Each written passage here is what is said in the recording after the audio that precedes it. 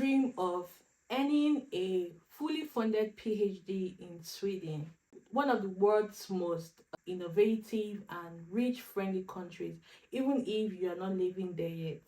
Stay with me, because by the end of this video, you are going to know exactly where to look, how to apply, and the tools and strategies that can help you to stand out as an international applicant.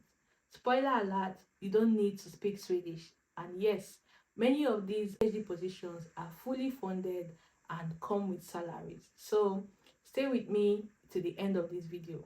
Hi everyone, welcome and welcome back to the channel. To my new subscribers, my name is Kindness, and in this channel I talk about moving to Sweden, working in Sweden, studying in Sweden, and I help international students to thrive here in Sweden. And sometimes we talk about other European countries that you can move to. And guys, in today's video we'll be talking about something that I have really never talked about in this video, in this channel, because someone asked me a question: how to find PhD positions. So I am here to answer that question.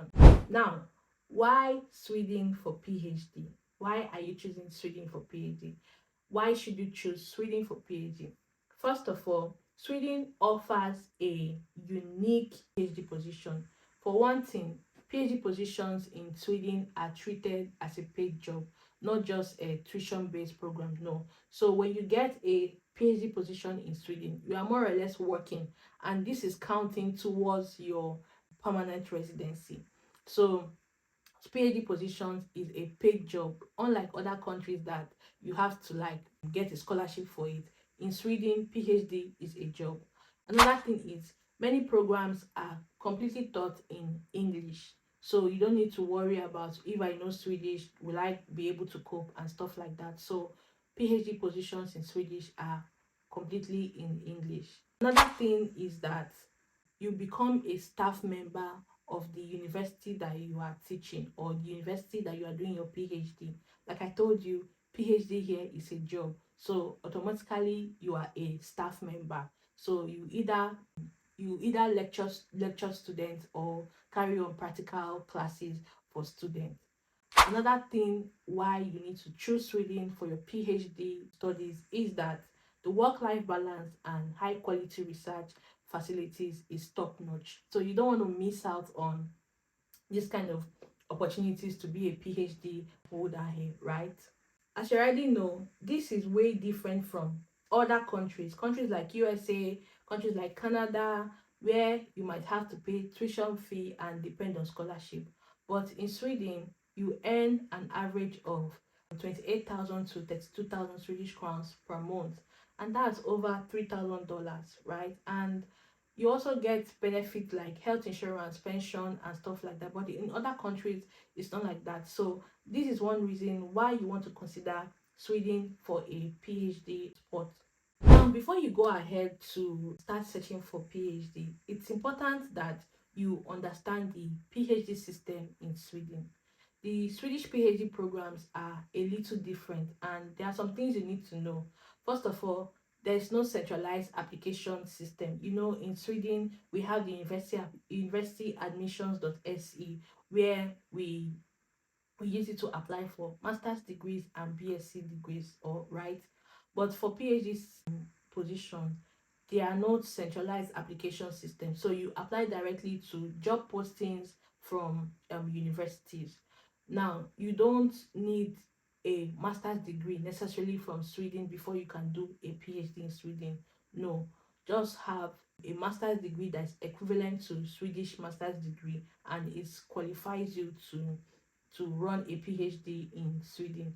Another thing you need to know is that PhD in Sweden is often project based, meaning that you apply to specific research programs instead of proposing your own.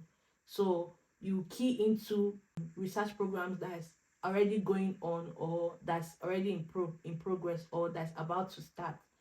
Now, typically PhD positions is roughly about 3 to 4 years, right? And it comes with teaching, or administrative duties. So you have to teach, you have to do admin work. Everything is included in your PhD positions here in Sweden. Now, most importantly, PhD positions in Sweden, they are very, very competitive. Very, very competitive. If you know you cannot even start it, don't even put body, because it's very, very competitive. But is it difficult to get? Not really impossible. You can get it. You just need to know where to look for and how to apply smartly.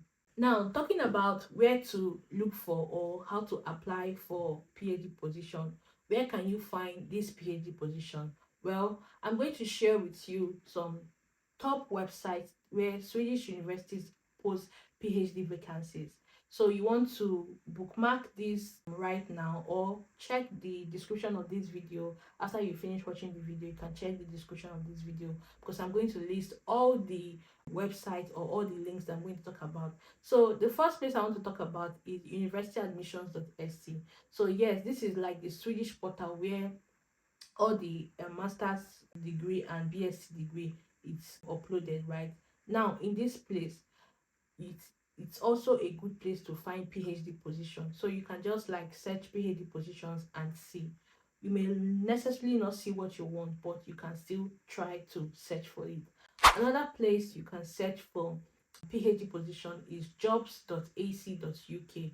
So when you go to this website, try to filter by Sweden and filter by PhD. And most times you may really not, because PhD positions are very, very limited. So you may not really see what you want. But when you search and you don't see, does that mean you should stop searching? No. So you want to be regularly, continually search, right? Another website or another website I want you to check is Euro Access website. I'm going to link it in the description, okay? So when you go to this website, you also filter your search by EU and then filter your search by PhD or postdoc jobs across Europe. So use the filter Sweden, use PhD, use EU, and things like that, right? Another website you need to check is academic positions. So in academic positions, university posts research roles in academic positions. So you want to check if there are some positions that have been announced there that is relating to Sweden.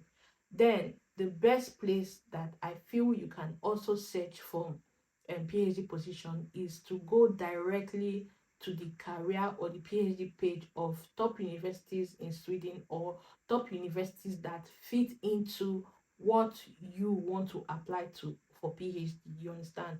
So we have Karolinska Institute, we have Lund University, we have Uppsala University, we have Chalmers University, we have Linköping, we have Stockholm University. These are universities that you can easily go to their website. You can easily search for PhD positions. You can check professors if they are even working on any project that you can key into. So you can check it in this place.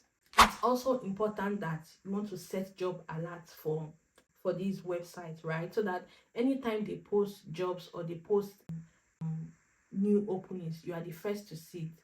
So put your keywords to be PhD, put your keywords to be Sweden, doctoral studies, PhD student, PhD position, so that you can get notified as soon as these positions are posted or advertised. Now, don't forget LinkedIn. LinkedIn is a good place, especially when you go to the school website and you see a professor, you want to know what the professor has done or is about to do. You can go to LinkedIn and search for them. Do you understand? So don't sleep on LinkedIn. Now let's talk strategy. How can you prepare a strong application? How do you stand out as an international applicant? First of all is to tailor your CV, tailor your resume. And when doing this, you want to highlight your research expertise. You want to talk about your lab work, the publications that you've written, or the publications that you are part of those who have written. If any, make sure that it is relevant to the academic topics or project that you want to pursue here in Sweden. So tailor your CV and tailor your resume to fit into the works that you've done. Another thing to use to stand out when making an application for PhD here in Sweden is your motivation letter, or would I say your statement of purpose. So when writing your statement of purpose, you want to talk about why you are choosing this university, talk about why you are choosing the project, talk about why, how this project or how this work is going to improve your academic background and how they align with your academic background. You want to also talk about your future, what are your future goals, and how this PhD fits into those future goals, right? Another thing you want to do is your letter of recommendation. So when writing your letter of recommendation, make it to be very rich. Don't forget to include your referees, people that they can contact. And when getting referees, make sure you choose people that are going to say good stuff about you. Don't put people that may not say good things about you. If possible, people you've worked with, people you've worked together with. So you want to use them as referees in when making your application. So another thing I need to talk about is language. Of course, it's Sweden, it's Europe. Language is very, very important. So when making your application, yes, in as much as most PhD positions in Sweden, they don't require, it's important you learn Swedish on the side. So while you are waiting for these PhD positions, it's important you learn Swedish on your own, because remember, you are going to be working in your PhD is job. So most of the time it's Swedish that they'll be speaking. You understand? So it's not out of place for you to know at least one or two things in Swedish. It's going to help you in a long, long while. When making your application, make sure your application is screaming, oh, I understand the research topic and I'm a good fit and I'm ready to contribute. That should be what your application is screaming, right? So don't leave any loopholes, don't leave any holes unturned or untouched. So dot your i's and cross your t's when making this application. Now, it's not out of place for you to contact supervisors or to contact research groups, right? When searching for PhD positions, we don't want to focus on just applying to open jobs. No, don't limit your search. You have to diversify, you have to spread your wings. So try other methods. You can contact supervisors, you can contact research groups for to like know what they are doing in their PhD positions, and also if you key into them, then you can join them, right? So if the position is not yet open but you have research interest and you're a target university, it's not out of place for you to reach out to a research group or a supervisor. So search for the research group or the search for their lab work or their lab pages related to the field that you are wanting to apply, right? Look for the recent publications that they've talked about or they've written and see who is leading the project. So when you found who is leading the project, you can go straight to LinkedIn and search for that person and then see if their work is aligning with what you've done or what you want to do. After doing that, you can find their contacts, email them. Usually you can see their name in the university page or the research group page, so you can email them. And when emailing them, you need to be proactive. You need to hit the nail on the head. You can just say you need to hit the nail on the head, right? You can send them a cold email. Hi, my name is Kindness and I'm an upcoming PhD student and I'm looking for a collaborative research opportunities in your lab. I've attached my CV and a short research statement for my consideration. I hold a master's degree in industrial chemistry. I recently read your work on so, and I'm impressed and I'm interested in your for you to direct me in your research group. Just something like that, something that makes you to stand out. Do you understand? So make sure to send this cold email and see if it works for you. So one thing about sending this cold email, even if they don't have an opening right now, many professors remember students that have reached out to them. They remember proactive students, and when funding arrives, they always like reach out to those students. And you never can tell, you may be part of those students that they will reach out to.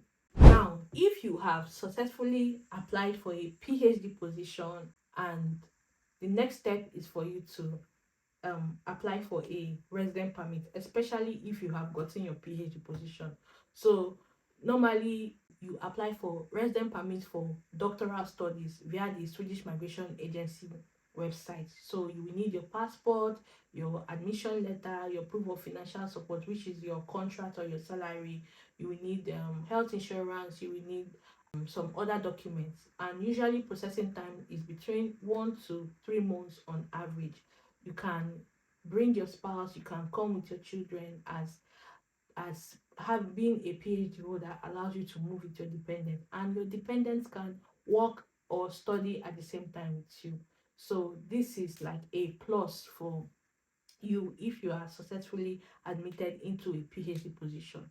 So one thing I'll tell you is that Sweden is very, very immigrant friendly when it comes to researchers and doctoral studies. So make sure to find that position, search for that research group, search for the professors, and reach out to them, send them cold mail. Don't think that they are not going to answer you, and don't wait till it's don't limit yourself to just one platform. Diversify, spread your wings. So you can also join some academic forums like the Grad Cafe, LinkedIn, PhD groups, and even Reddit. Go to Reddit. You are going to see a lot of PhD groups that you will like. Okay, so join Reddit. So guys, that's it for today's video. If you found this video helpful, please like, comment, subscribe, share with somebody that is looking to apply for a PhD position. I hope these tips help you. I hope the website that I'm going to link in this video helpful. And if you have questions, please leave them in the comment section. I reply to every single message. And if you want help with anything, please reach out to me. If I have help, if I have someone to direct you to, please, I'm going to offer that help. Okay, until I see you in my next video, stay curious, stay focused, and keep reaching for your academic dreams. Thank you for watching. Hey though.